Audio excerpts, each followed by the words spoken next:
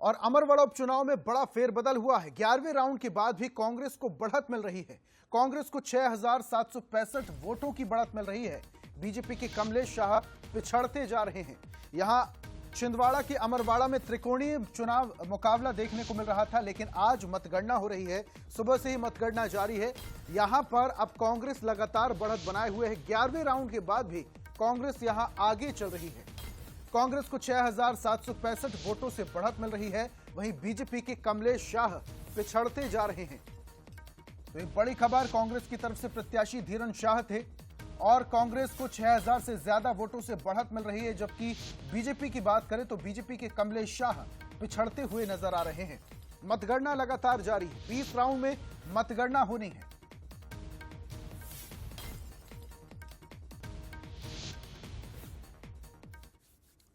और हमारे साथ एग्जीक्यूटिव एडिटर मनोज सैनी जी जुड़ चुके हैं। सीधा उनका रुख करते हैं। मनोज जी, 11वें राउंड की वोटिंग, 11वें राउंड चल रहा है मतगणना का, और यहां पर कांग्रेस काफी ज्यादा आगे चल रही है, जबकि बीजेपी ने जो दावा और वादा किया था वो अब यहां पर कम साबित हुआ। राजेंद्र शुक्ल जी है, डिप्टी सीएम मध्य प्रदेश के। काफी मेहनत की है आप लोग ने छिंदवाड़ा अमरवाड़ा में, और तीसरे चौथे राउंड तक बीजेपी बढ़त लेती रही, लेकिन अचानक हम देख रहे हैं कि 11वां राउंड चल रहा है और करीब 5,500-6 हजार की बढ़त कांग्रेस की दिखाई दे रही। क्या कुछ और पॉकेट का इंतजार रहेगा, या ये माना जाए कि इससे हमें और इंतजार करना चाहिए, और चुनाव मतगणना पूरी होने के बाद हम सबको भरोसा है कि भारतीय जनता पार्टी वहां जीतेगी। क्या ऐसा क्यों भरोसा होता है? किस तरह की आप लोग ने तैयारियां की थी? क्योंकि कुछ पॉकेटें हर रही, जैसे पॉकेटें कहा जा रहा है कि वहां से भारतीय जनता पार्टी बढ़त लेगी, कमलेश शाह का क्षेत्र है। दूसरा आंचल कुंड से अभी दिखाई दे रहा है तो कांग्रेस बढ़त ले रही है। वहाँ की ज्योग्राफिकल कंडीशन की तो हमें जानकारी नहीं है, क्योंकि वहाँ पर मेरा जाना नहीं हुआ था, लेकिन जो फीडबैक आए थे उसके हिसाब से भारतीय जनता पार्टी वहाँ जीतेगी। आप धैर्य रखें और इंतजार करें। ये विकास के मुद्दों पर विश्वास है या बूथ की तैयारी? छिंदवाड़ा लोकसभा जीता है, पूरे मध्य प्रदेश में 29 सीटें जीती हैं, तो यदि भारतीय जनता पार्टी का सुशासन का असर नहीं होता तो इतनी बड़ी जीत भाजपा को मध्य प्रदेश में कैसे मिल सकती थी? तो ये माना जाए कि छिंदवाड़ा के बाद अमरवाड़ा भी बीजेपी का होगा? बिल्कुल बिल्कुल, आपको मानना चाहिए।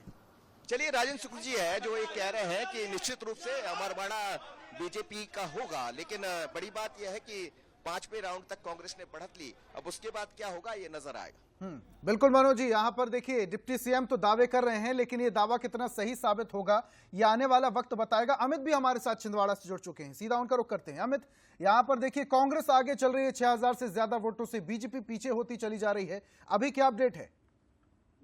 जी बिल्कुल, 11वें राउंड के समाप्ति के बाद 6,700 से अधिक मतों से कांग्रेस आगे है। एक तरह से निर्णायक बढ़त मिली हुई है कांग्रेस को अभी भी, लेकिन ये मान के चले कि 9 राउंड बाकी हैं, और ये जो इलाका था जहां पर अभी गिनती जारी थी, ये कांग्रेस का मजबूत गढ़ माने जाने वाला इलाका था। आंचल कुंड से जुड़ा हुआ इलाका था। बटका, छिंदी, धनौरा और कुछ इलाका हर्रई का था, जहां पर दादा दरबार का खासा प्रभाव देखने को मिलता है। ऋषभ, सबसे बड़ी बात यह है कि अब ये जो चुनाव है, चुनाव का पूरा दारोमदार जो है वो अमरवाड़ा शहर, अमरवाड़ा ग्रामीण और सिंगोड़ी मंडल, सिंगोड़ी क्षेत्र पर रह गया है। यानी कि सर्वाधिक जो है 8 राउंड जो है अमरवाड़ा और सिंगोड़ी क्षेत्र के रह गए हैं।